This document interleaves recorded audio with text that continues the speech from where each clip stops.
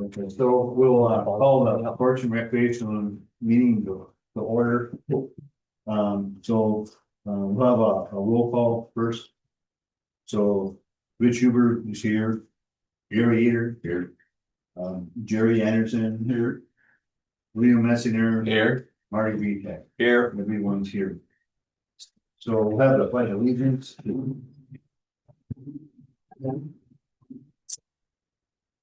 I pledge allegiance to the flag of the United States of America and to the republic for which it stands, one nation, under God, indivisible, with liberty and justice for all.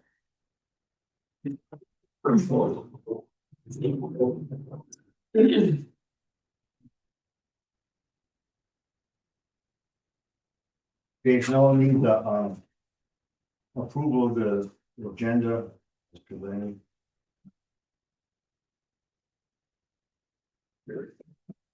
Oh, Jerry can make the motion. Hopefully. I'll second it. And seconded by Gary Eater, so all those in favor should by saying aye. Aye. Opposed, same sign. Hearing none, motion approved. So approval agenda, okay, so next would be Mary, if she isn't here though, is she online? Oh, Okay, so I guess we'll move on. So next we have any public comments at all? Any comments online or anything? Any public comments? Any public comments? So hearing none, we'll close the public comments. And move on to next is George Buzzy and Beasley. He walked in, right?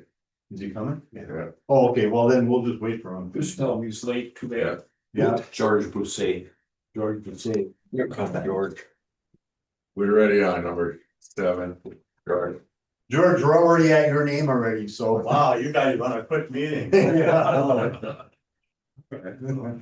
Well, guess I got here just in time then. Yes. And nice drive down here, so I did bring a repair to give you guys some handouts.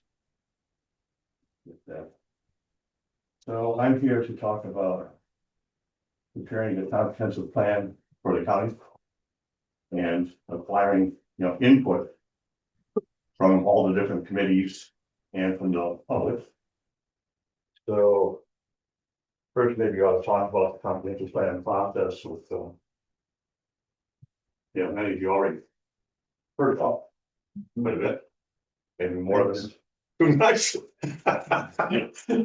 But, I like to talk a lot. So, as far as these will go.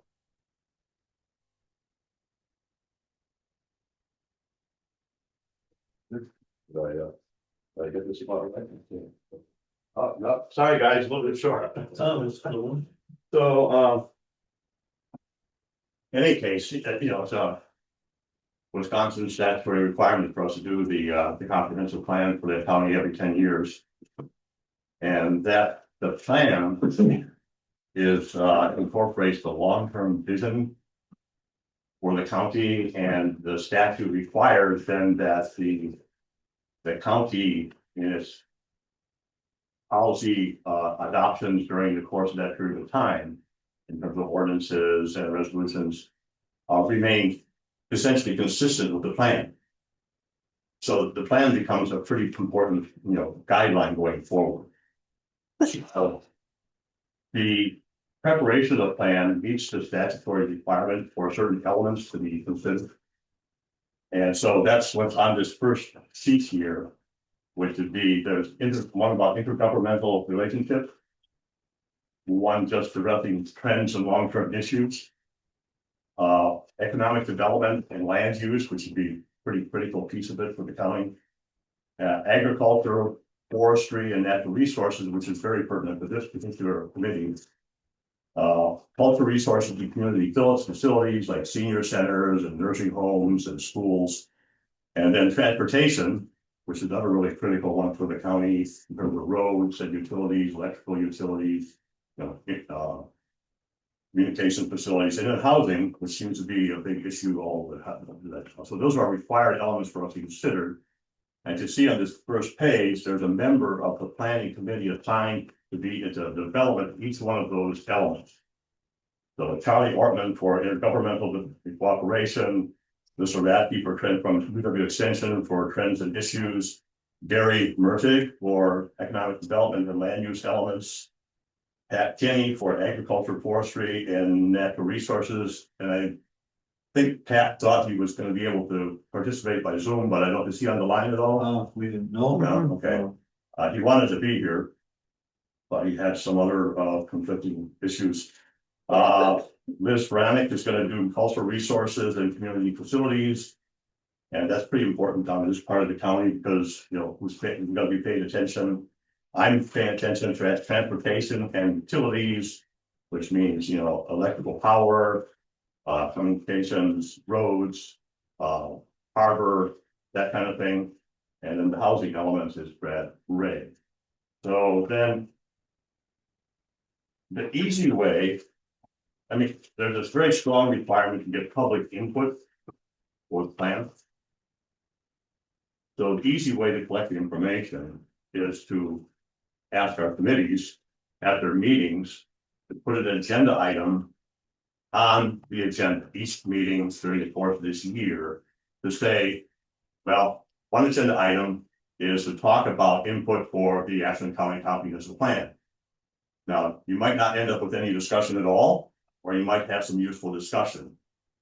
And then the second agenda item, now, so one thing that happens, if you put that on the agenda is published a week in advance, publicly on the county website, and satisfies our requirement to give public notice that the public has an opportunity to provide input. So it's really it's a moral requirement, but it's also a statutory requirement. And then the second thing to put on the agenda after the item for the committee's discussion is to allow a second public comment period dedicated only to public comment on the plan development discussion. So someone could come to the meeting, listen to the committee's discussions, and then afterwards have a comment, opportunity to comment as a member of the public. So now the critical piece of this is to capture the comments in the minutes. So it won't do us any good if we just say, if the minutes say, discussion of inputs to the county comprehensive plan, there was discussion, so and so it's vote. Because unless we know what they said, then that input is going to be lost. And the idea is that when it's captured in the minutes, one, those minutes are available to the public in general to go back and take a look at. And two, that's the automatic input to the planning committee to take in consideration and finally putting together a comprehensive plan. So it's just a really efficient way of gathering that information rather than sending out surveys and hoping people respond. So that's the ask here. The second page in this handout is just kind of a rough mapping of which committees of the county map to these different elements. So it's pretty obvious that forestry maps to agriculture and forestry element of the plan. But this committee also deals with recreation. So maybe that also has comments that map to cultural resources. So this is not an exclusive mapping. So if you gather comments here at these meetings and that comes in and gets collected, it'll be sorted. And so Erica Hannafel, our grant writer, is participating pretty strongly in this. Still sort that into which committee, which subcommittee. Maybe I'll go to that meeting. So my view is piece of cake to add it to all the agendas for the balance of the year. And if you're done in 3 minutes, you're done in 3 minutes. If someone wants to come from the public and talk for 5 minutes, let them do it. But I think it says speed off your desk kind of thing. I got a question. When does this have to be? That's a good idea. Sorry, it stopped. When does it have to be completed? Shut the meeting down. I think we have to submit the plan in 2026, right? So like when? Like when in 2026? I thought we had like 18 months from the start. But we can get that. It's well into next year. As George says, it's required by law. And what's going on is every time we apply for a grant, they want to see what your comprehensive plan says.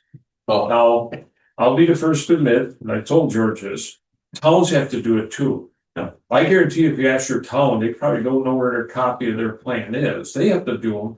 But, you know, like you see, especially with Erica now doing the grants, every time she submits a grant, they want to say, what's your comp plan say? So, Well, there's times too when the municipalities are asked to reference county plan. When I was on city council in Park Falls, we applied for some grants and the grant. People wanted to know what the county plan was or what the county plan said. And that was a city application, so it plays a role with municipalities can and can't do too. it's an easy box to check in order to Right. get money. Yeah, yeah. I think that's why George was saying that we wanna make it as broad as possible Right. and cover as many. It'll look better. Who knows what we're gonna wanna make a grant application for in 5, 6 years, you know? Yeah, go ahead, George. So in order to collect the broadest impact and also trying to poke the townships and say, think about this. You'll be asking them to do the same thing. Put it on your agendas, allow for public comment. But that's the poke. But just asking them to put it on their agendas. Well, they say, we have to think about it, our own comprehensive plan. And then whatever they're thinking for their comprehensive plan, becomes their thoughts coming back to the county. So just a really useful mechanism to try to capture these in public meetings in the minutes, because it's just an automatic data collection system. Yeah, I myself don't see no problem. We put it on here every meeting. If they talk about it, they talk about it. If they don't, we just keep on going, so. Right. Shouldn't take no time, I don't think. So. Was there a motion to, accept this in second? Okay, so all in favor, signify by saying aye. Aye, opposed, same sign. You hearing none. Motion carried. So thanks, George.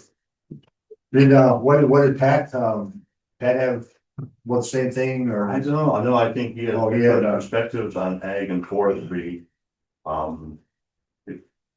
Yeah, Have to come to another meeting and then have to see what he has to say. That definitely has his own opinions. yeah, I know he was worried about climate change due to the forests and how it was harvested and stuff like that, so. Yeah, I think so. So that was, yeah, so we'll probably have him some other meeting, That'd be great. so. Hopefully, so, okay, so that's done, so thanks, George.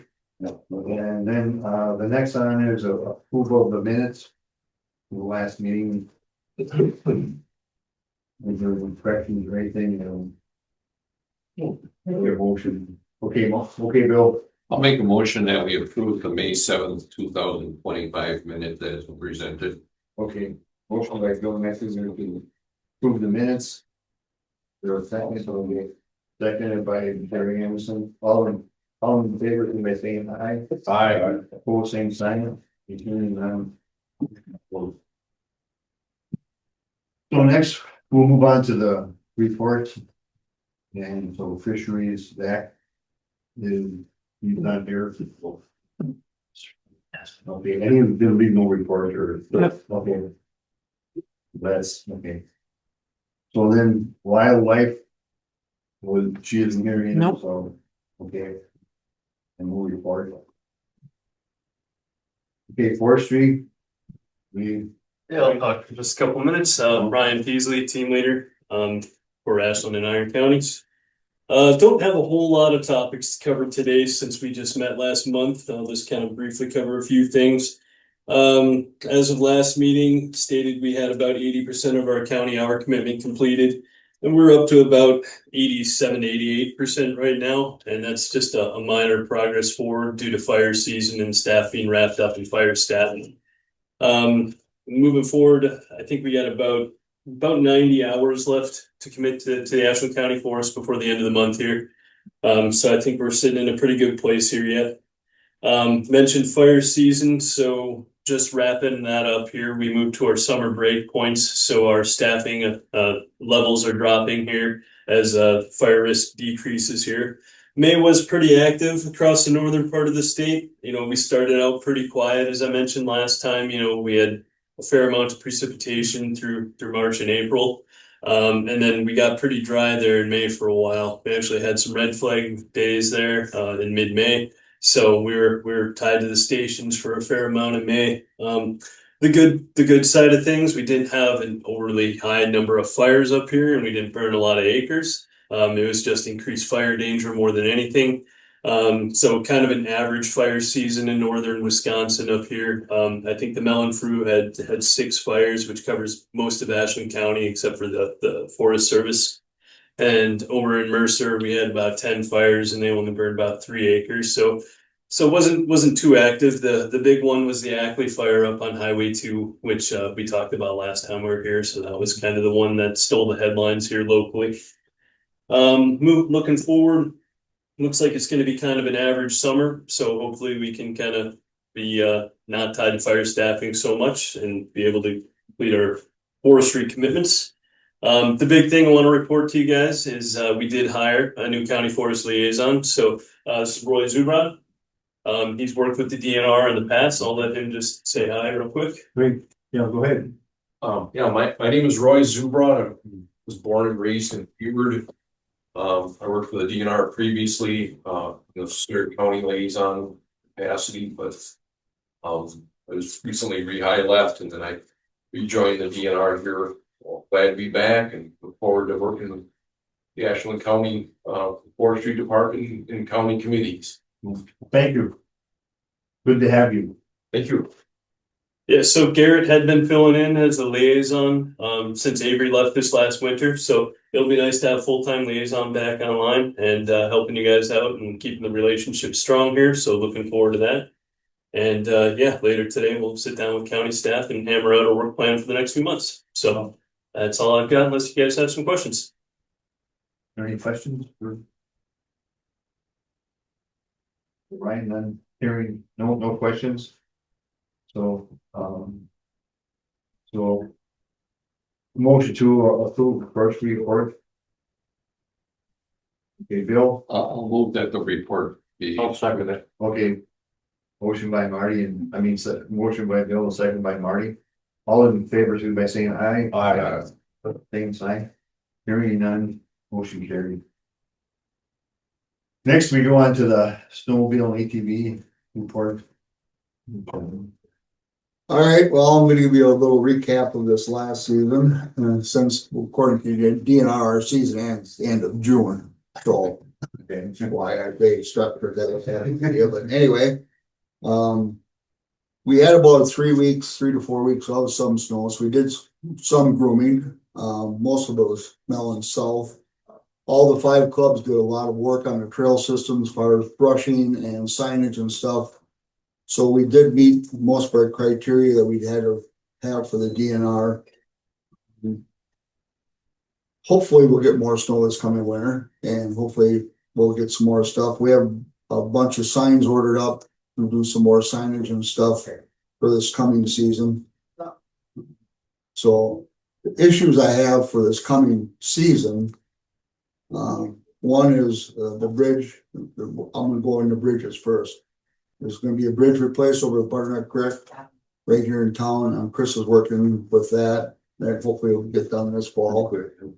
The Alliance submitted for 3 bridges, redeck the 2 in Glidden and get the one replaced over by on Joma property, just west of Baringo. That bridge was condemned. So we didn't have to worry about it last year because we had no snow to go around. But we do have a reroute committed.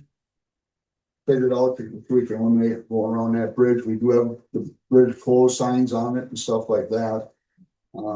It was proposed again to the DNR Snow Council earlier this year. Of course, they don't release no funding. There'll be another Snow Council meeting, I believe, this fall yet. There's one coming up. We're gonna resubmit for them bridges again. Hopefully it'll release some money so we get that one replaced.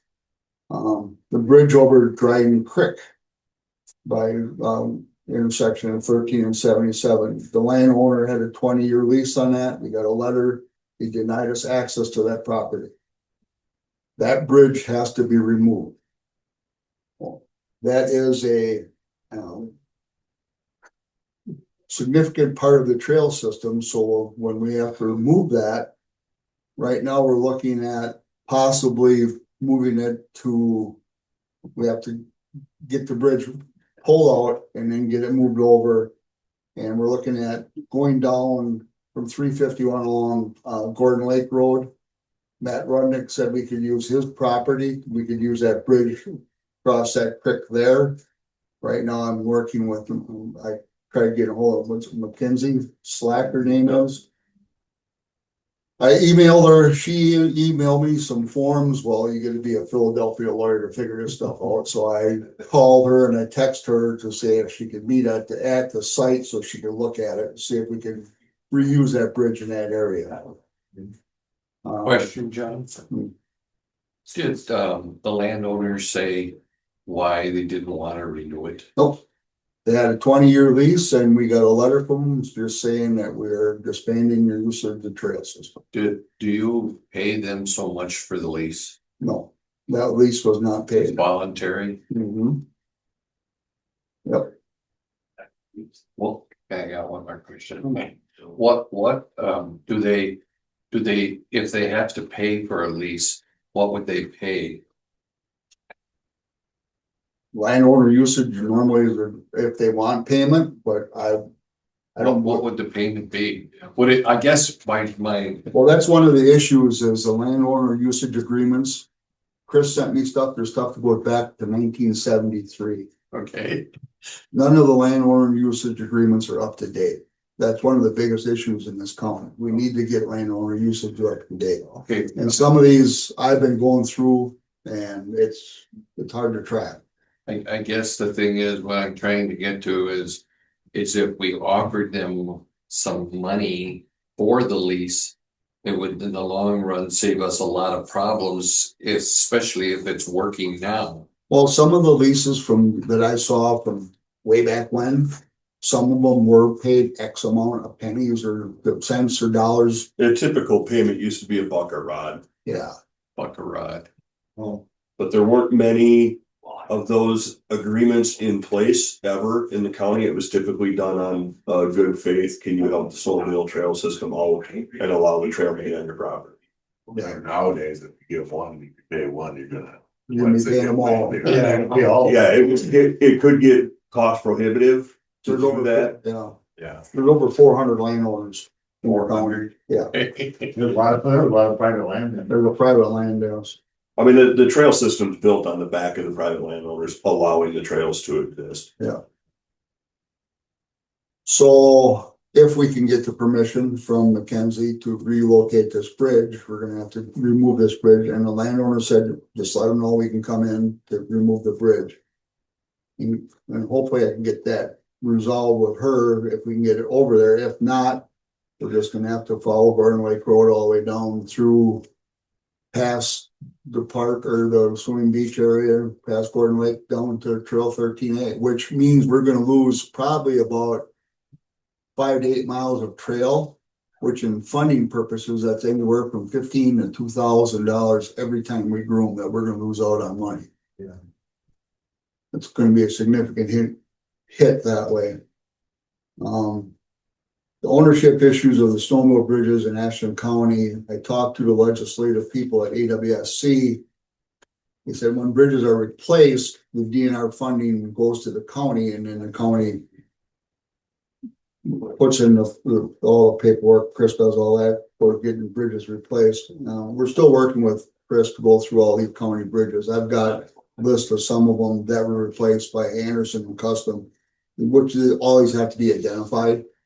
Because when this regime, the past regime, we've got no paperwork or nothing, so we're basically starting from scratch. So we have to go through and there's a lot of legwork to be done. Trail issues, on Trail 13 along Highway 13 south of Glidden. Randy Hearn worked with the DOT people for the approaches because that is a highway right away. The road coming, or the trail coming up to Peaksville Road, that is so steep, we need to build that up and put in culverts and stuff for the DOT. We've got a rough estimate to do that, that's roughly about $9,000. Right now, it follows all the way down the right-of-way road we cross by Newburger Road. They don't want us to cross there anymore. The landowners down there, they want us to cross by Kenny Road. Cross that Kenny Road, go west of 13 and then follow 13 down to Newburger Road, which will have to be bulldozer work. That drill will have to be put in there. There's nothing in there right now. The DOT wants to be involved when all this work is done, so it meets their, before they redo the highway for the approaches and stuff like that. So that's gotta get done. There's also those work that's gotta be done on that trail. Cause it gets used by ATVs and UTVs, which is a designated snowmobile trail, but people run it all the time. So there's a lot of ruts and stuff in there, so we need to smooth that out before we can even think about grooming again. Behind, and we don't have a quote for that yet. The Ponderosa area, just north of Ponderosa and Mellon, that trail that comes down, there's big washouts through there. That all has to be groomed. That trail, there's really no ditches for it, so that water just washes that trail right out. So we need to crown that and put some ditches in there for better drainage. Trail 13 south of 351. Right where 351 comes out, we're going to turn where we have to go to now to go across to go to Gordon Lake Road. There's a big area in there that needs to be filled. We got a quote for that. That's roughly $2,700. Put fill in there. And then there's a work that's got to be done here for this trail for Long cemetery. Long cemetery. We don't know what that bulldozer work's going to cost us. Trail relocation up by on Trail 9 up by Sanborn. Gentleman's name, last name I believe was Grage. Apparently the Ashland Club was talking with him. Apparently he was asking the previous Lions officers to do some work for the last 15 years and nothing ever got done, so he kicked us off. Basically what we're gonna do there is we're gonna try to go parallel to 112. Mike Weaver up in the Ashland Club, the Ashland president, he's working with landowners so we can reroute that trail. Trail 13 by Grand Creek, of course, I just talked about that. Got to get that relocated. That's another issue. On the property on Trail 13, north of Highway C, Bachman's property, that was sold. I just got the phone number of the gentleman's first name, who's Chris. I don't even know his last name. Apparently he bought 240 acres in Bachman's property, which includes part of the trail and where the bridges are on. So I need to contact him to see if he'll give us permission if we can go through there. So and I heard he's ex-military guy, so I don't know. If we don't get that, I don't know what we're gonna do, because that isn't how we go north. I have no idea. Trails on the forest land, trail 13 between 181 and 351. I don't understand it. Part of it from 351 north has been gravelled. From 181 south, it's about a third of it's been gravelled. In the middle, it's all mud, dirt, and there's ATVs and UTVs running that. I contacted the Forest Service. They said that is not a dual purpose trail, but people are running it, and there's significant holes in there that are, one's probably about 4 foot deep. So I contacted the DNR about that. Actually, Katie Lamone, I talked to on that, and Jennifer Bratch, and they're going to see if they could write a grant to get some dirt, get it filled. I don't know why we just can't get some dirt put in there, but it's forest land, so I don't know how that all goes about it. Along Highway GG by Climb Lake, They did put some gravel down, we need to level that all out. And then I did contact Jennifer Bratch. They're doing some work right now on the road up on Mineral Lake Road. Up by Morgan Falls where they put that trail in before, there's such a steep hill there, we have a hard time getting up that with a groomer, so I asked her if they're in there with a bulldozer, if they could cut that hill down for us to make it a little bit easier. So, and then, other than that, I'm talk to Chris, we're working on, a new contract for this coming year. And, yeah, I'm looking at the funding that we're gonna, there's no way the Alliance can afford all this funding to get this done, so I'm asking county, I'm gonna need some help. I'm gonna need some fill, some culverts, some equipment. I mean, I got 2 spots that I got quotes from Freddie File and I'm over $11,000 right now. And I got all this other work to do. I don't know how I'm gonna get it done. So that's where we're sitting right now. Go ahead. Did you ever talk to the county grant writer? And see if she could possibly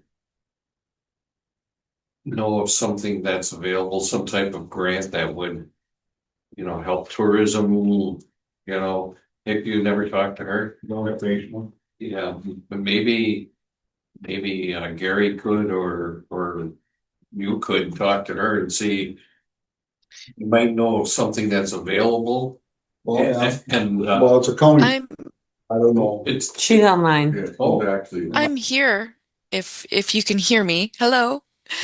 Um, I did several months ago research and send a few people within the clubs a list of grants that we can apply for, and then asked if they would like some help in grant writing. And I don't believe I got a response back. I can go back and find that list and resend it to whoever would like it. And the offer is absolutely open. If you would like, what I have been doing with nonprofit groups like these clubs is effectively teaching them through helping them literally write their first 2 grants or so. But then they should have largely enough language that they can just adapt whatever other grant comes along and sort of cut and paste the descriptions and the need and then just update their budgets into that. So just let me know who I should send those to and who I should contact, and I'd love to do that. Yeah. You want to give her a phone number or something? Yeah. You could email me. This is John Westfall.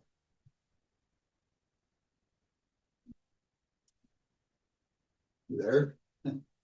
Great. Yes. Sorry, I muted myself.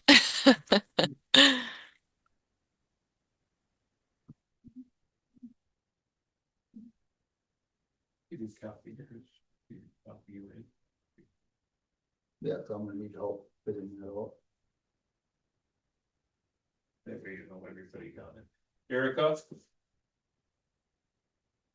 Yeah, sorry, I haven't been able to hear the last several seconds of the meeting. If you can copy Chris Huffman in on your messages, Sure. that way we know who else, needs it or so. Yeah, great. Will do. Thank you. Is there any more questions for? Oh, and one other thing I forgot to mention, the Tri-County corridor, the Ashland County Snowmobile Alliance, we voted on not doing any dirt work or grooming. In Ashland County, there's only a couple miles of the Tri-County corridor.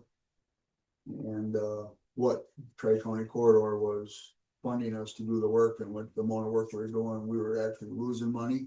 So we opted out of it. Oh, okay. Okay, so any other questions? So John, you've been doing a lot of work. Yeah. Yeah, I thought I could have the summer off, but it doesn't look that way. You're doing a good job. Is there any other questions? If not, we can have a motion to accept it. Mobile Alliance. Motion by Jerry Anderson. Second by Marty Beathick. All in favor, signify by saying aye. Aye. Opposed? Hearing none, motion carried. Thanks, John. Yep. Then recreational officers.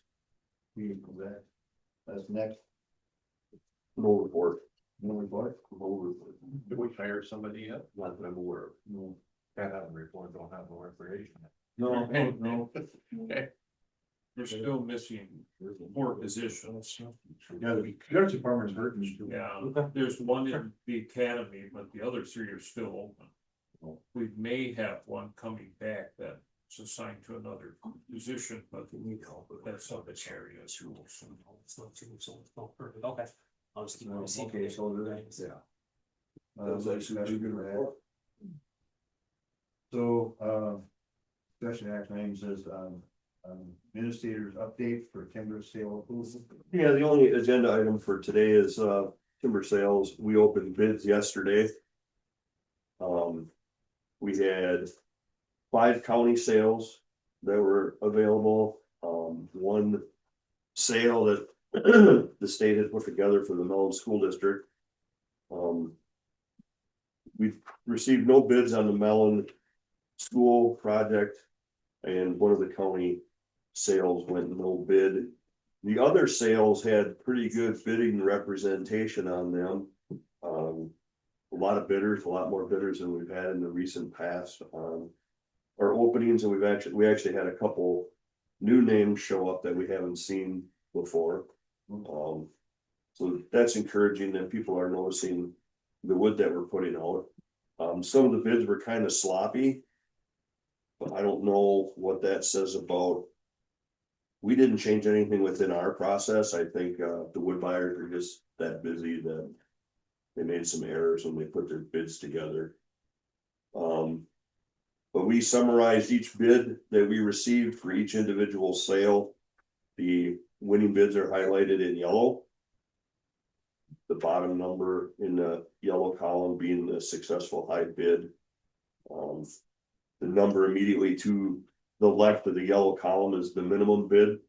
That's the minimum price that we said we would sell these sales for. So you can kind of compare what our minimum was and what the bid value was, the sold value was. So at this time, I'm asking for approval from the committee to award these 4 contracts. The one sale that went no bid, we will rebid again in the fall. Which one was that? It's on the second page, it's 4-25. Okay, it's the 75 acre. Yeah, the 75 acres.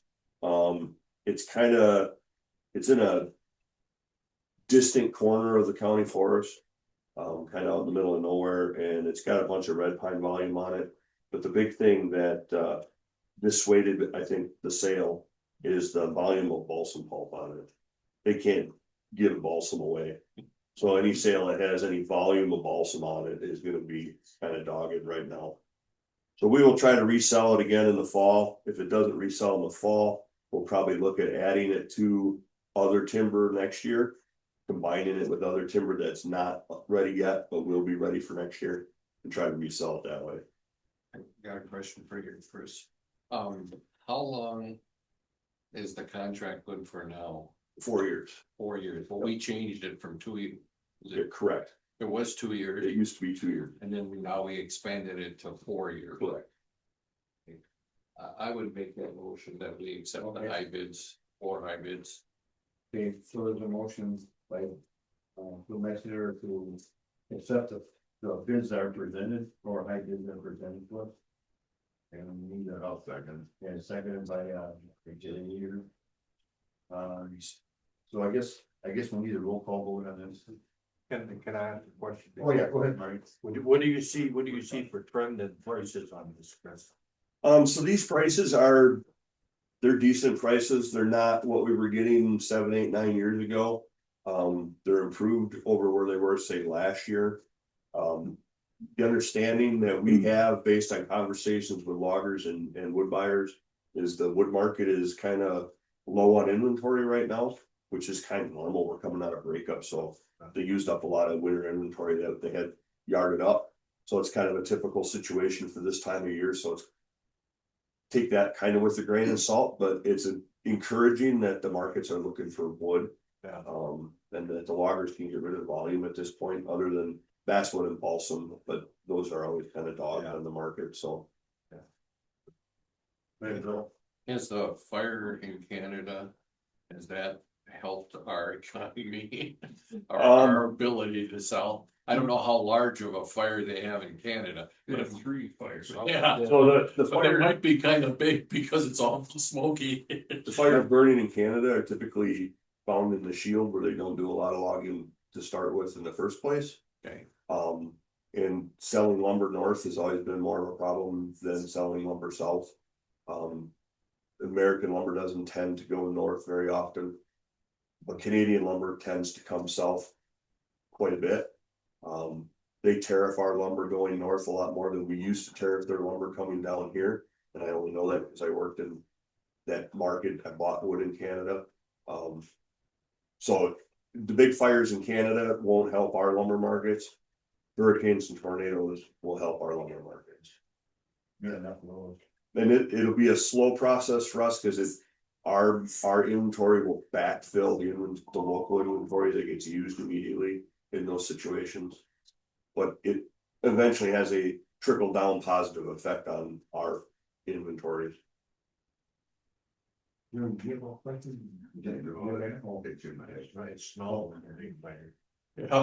it does. Typically in the shield, logging in the shield is very difficult. There's not a lot of roads and it's not the best ground in the world. So logging up in the shield and in Ontario is tough going to start with. So it must be really tough to put that fire. Very difficult. Marty? I noticed that there's a big variation in the amount bid for a mixed hardwood pulp. Is that something they just use to make their bid come out, or? So if you look, it depends on the quality of the wood, it depends on the location of the wood, it depends on the volume of the wood, and then it also other factors like the amount of log material that comes with the pulp volume will drive that number up and down. And then it depends on who the purchaser is. So Sappy will have a tendency sometimes to spend more money on certain sales based on its location to their yard, based on location to other sales that they might own, accessibility. Are the town roads good? Are the roads on the sale? That kind of thing. They buy pulp as their business, so that'll drive their pulp price a lot more variation than a logger that is marketing their pulp maybe to 2 or 3 different pulp markets. And so theirs will be more of an average of those 3 markets or 2 markets combined, where Sappy, that's a captive dollar amount to them. And so they can play with those numbers a lot more to try to drive their bid value based on all those factors like roads and access and proximity to other sales and that kind of thing. Winter sales versus summer sales. Winter sales versus summer sales. Are there roads that need to be built out? Is there gravel that needs to be hauled? All those kind of things kind of play into. Sappy works with one number where a logger like Bob Bay or Ashland Matt that is a sawmill, they might be working with multiple pulp markets, so their number is more of an average. Yeah. Where Sappy's is more of a definitive number, it's set in stone because that's what they do for a living. Any other questions? So there's a motion on second by, or there's a motion on floor to accept the bids as. So, we need a roll call vote. So. I'll roll call vote, Rich Huber, yes, Jerry here. Yep. Jerry Anderson. Yep. William Metzger, Yes. Marty Beacon. Yep. Okay, so motion is carried. That's really all I have to offer today. We're into our summer work mode, which is doing recon on our timber sale list for next year and identifying those stands that we're gonna work on in the fall. And then we'll be transitioning into rec stuff, our walking trails. We're obviously doing bolt landing management right now. So we're kind of into our summer work mode. We've got one sale going right now. Couple being up from last winter, but there's some logging activity going on as well. Will we have another sale this year yet? we'll have a sale, we'll have a bid opening in December. Okay, so we usually have 2 sales a You year. usually have 2 a year. One in June and one in December. We have had sales in between in the past for a variety of reasons. One was for wind damage and one was for opportunity to take advantage of some markets that were available at the time. But typically we do 2 sales a year. What happens, I haven't been on this committee that long. What happens if that parcel that we did not get any bids on? What happens if someone comes along and says, you never really sold that parcel? Can we turn a bid in now? What's the policy? So our policy is to try to sell the sale at least twice before we would sell it over the counter. And then, so if we try to sell it twice and it doesn't sell, we will make a decision then if we think it's advantageous to sell it over the counter. Or if it would be better for the county financially to combine it with some other existing timber that needs to be cut, make a bigger sale. Do you need approval of this committee? You sold it over the counter? No. And it's just up to your discretion of what the price will be. Correct. Any other questions? I got, is that UTV? Where's that at? It's ordered. I was told it would be at least 30 days, so Oh. I would think, in the next couple of weeks, we should be doing something on that. And then you have a pickup lease, is that ongoing and? We've got a pickup lease, the vehicle is ordered. It probably won't be delivered until October, because the truck hasn't been built yet. We got it in just in time to get on Ford's build schedule, or GM's build schedule yet for this year. So I'm thinking in October, we'll take delivery of that, and then at that time, we'll take the vehicle we're replacing to auction and get that sold. Oh. And then is there anything going on with, the landing there? I mean, it was in rough shape and. So we're working on that, with the same Mackenzie Slack that John's working with on his bridge. We're working with her on that dredging. Okay. We've been going back and forth. I have questions, she answers them, then she has questions, I go and get the answers. We've been going back and forth on that. I have to find out now. I don't know how much you wanna know. There was a question about where we were gonna dewater the dredging materials and how we were gonna get those materials to where we were gonna dewater them. I don't know. I don't dredge, I grow trees. Yeah. So we have reached out to Pearl Beach to get an answer on how they get the material from their barge to the parking lot to dewater that. Oh, okay. And then I get that back to her, and then she has to send our request off to a sampling committee.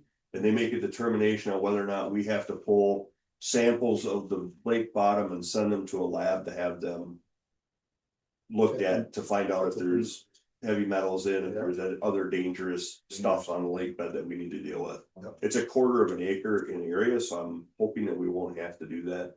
But I have to get her dewatering question answered first. Okay. So But it cost 20 grand. Well, the biggest problem up there is some lake level that's down. yeah, In years when the lake level's up. The other problem is no matter what we do, we're gonna wind up with this continually. The waves are pushing that dirt. It's shallow, hundreds and hundreds of feet out, yes.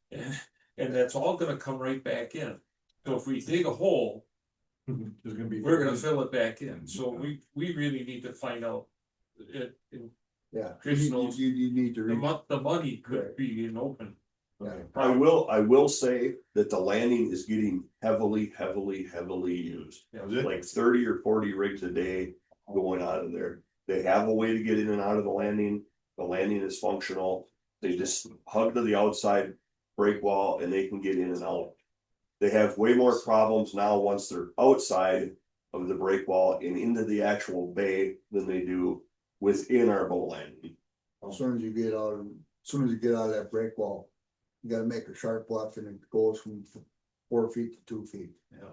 Oh, I tried putting my 20-footer in there, but I do suggest that they put a launch fee on it. Cause there is a lot of people putting in a landing, that's the only landing, there's no launch fee. Ashland's free, $5, Washburn's 10, you go up to Bayfield, they charge, you go up to Red Cliff, I think it's like $20 to put a boat in there. that's probably something that we should look at too. I can answer that question right now. Okay.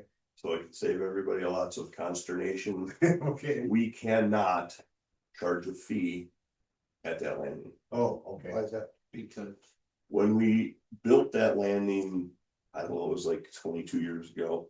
It was discovered in the process of putting all that together that the county thought they had received all the property they needed to build that landing from the tribe, and it turned out there was a piece of property there that the town of Sanborn owned.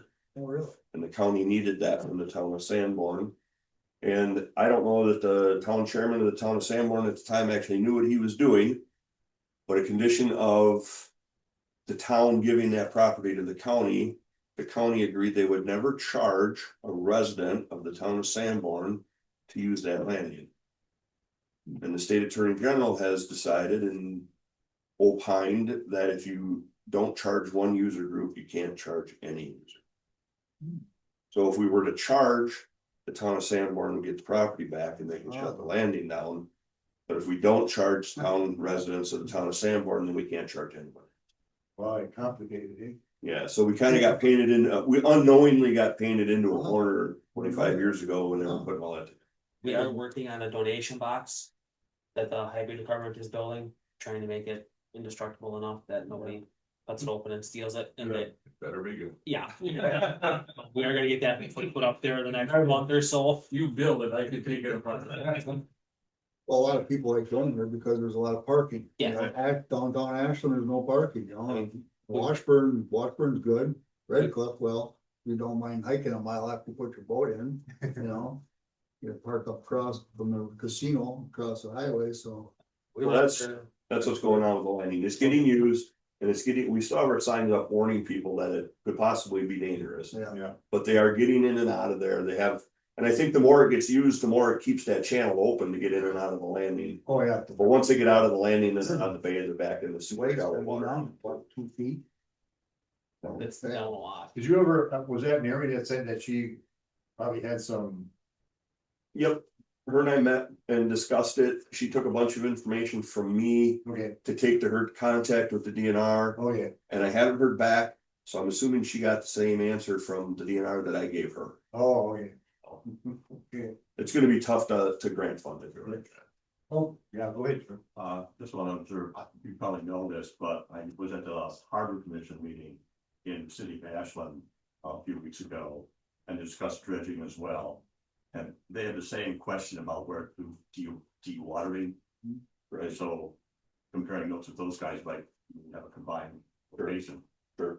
When we figure it out. Apparently, everybody on the lake is dredging questions this year, so. Yeah, because it's low. I think a lot of people like me who typically don't deal with dredging are learning a lot more about dredging than they ever wanted to know. You'll be an expert in another year or two. Yeah. Okay, anything else? Otherwise, the schedule of the next meeting is August 6th. At 9:30. do we have anything on the agenda for that, other than the comprehensive plan? As of right now, there's nothing for it, that meeting, but that could change in 10 minutes. Yeah. Okay. But if nothing comes up, then we'll schedule for September. Yeah, if there's, yeah, then we won't have the meetings, so. Okay, that sounds good. Well, if we get into the second week in July and there's nothing really to put on the agenda, I'll reach out to Rich and let him know and we'll make a decision. We can move it to September. Okay, But right now, I don't foresee anything. okay. Good. Anybody have anything else? Otherwise, we need, the famous adjourn, motion to adjourn. So move. Okay, Marty, motion to adjourn, second. I'll Second by Bill Mexner, everybody in favor, signify by saying aye. Aye. Opposed, same sign, motion carried. Means adjourned. So thanks, everybody. And if ever you get a hold of you about that bridge on the west side.